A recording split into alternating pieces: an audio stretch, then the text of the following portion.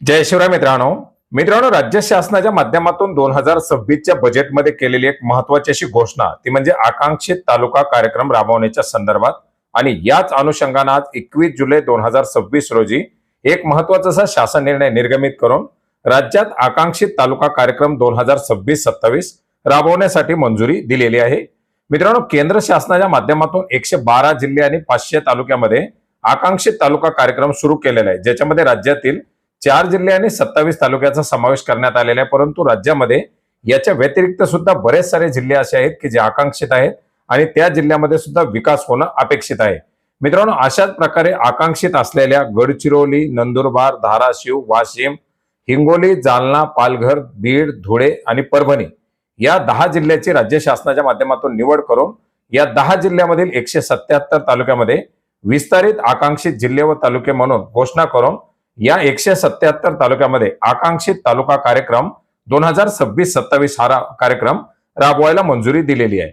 मित्रांनो, या 177 तालुक्यामध्ये आरोग्य, पोषण, शिक्षण, कृषी संलग्न सेवा, सामाजिक विकास, मूलभूत पाया सुविधा या बाबींवरती मोठ्या प्रमाणात जोर दिला जाणार आहे आणि याच्यासाठी प्रति तालुका 5 कोटी रुपये एवढा निधी 177 तालुक्यांना दिला जाणार आहे। याच्या अंतर्गत क्षेत्रनिहाय पुरस्कार दिले जाणार आहेत। ज्या तालुक्यामध्ये चांगलं काम होईल त्या तालुक्यांना पहिला पुरस्कार 10 कोटी, दुसरा पुरस्कार 8 कोटी, तिसरा पुरस्कार 6 कोटी, चौथा पुरस्कार 4 कोटी आणि पाचवा पुरस्कार 2 कोटी अशा प्रकारचे पुरस्कार दिले जाणार आहेत। याच्यानंतर एकत्रित कामगिरीवरती आधारित पुरस्कार याच्यामध्ये प्रथम येणाऱ्या 3 तालुक्यांना 21 कोटी रुपये पहिला, दुसरा पुरस्कार 15 कोटी रुपये तर तिसरा पुरस्कार 11 कोटी रुपयाचा असणार आहे। याच्यामध्ये आकांक्षित तालुक्यांना काही अंमलबजावणी करण्यासाठीच्या सूचना देण्यात आलेल्या आहेत, ज्याच्यामध्ये प्रशासकीय विभागानं पदभरती, पदोन्नती, बदली करतेवेळी आकांक्षित तालुक्यामध्ये पद प्राधान्याने भरायचे, म्हणजे या तालुक्यामध्ये कुठल्याही प्रकारची रिक्त पद असणार नाहीत। पायाभूत सुविधांची निर्मिती, उपकरणाची मागणी प्राप्त झाली तर ती त्या ठिकाणी करायची आहे। आरोग्य, पोषण, शिक्षण क्षेत्रातील पायाभूत सुविधा या सर्व बाबींवरती जोर द्यायचा आहे। याच्यानंतर जे काही अल्टरनेट सोर्सेस ऑफ फायनान्स आहेत याच्या अंतर्गत मिळणारा निधी याचा उपयोग व्यवस्थित करायचा आहे। याच्यानंतर जे काही निधीची कमतरता भासू शकते अशा स्रोताद्वारे प्राप्त निधीचा वापर आकांक्षित तालुक्याला करायचा आहे।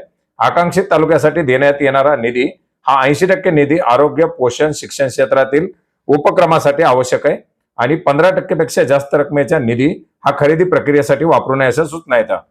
ज्या आकांक्षित तालुक्यासाठी निधी प्राप्त झाला त्याच तालुक्यासाठी तो निधी खर्च करायचा आहे। दुहेरी वित्त पुरवठा याच्या अंतर्गत केला जाणार नाही आणि या कार्यक्रमाची अंमलबजावणी करण्यासाठी राज्यस्तरीय, जिल्हास्तरीय आणि तालुकास्तरीय अशा समित्या देखील गठीत करण्यात आलेल्या आहेत आणि याच्याच माध्यमातून आता या आकांक्षित तालुक्यामध्ये विकास करण्यासाठी हा एक महत्वाचा असा कार्यक्रम आयोजित करण्यात आलेला आहे। मित्रांनो, हा GR आपण maharashtra.gov.in या संकेतस्थळावरती पाहू शकता।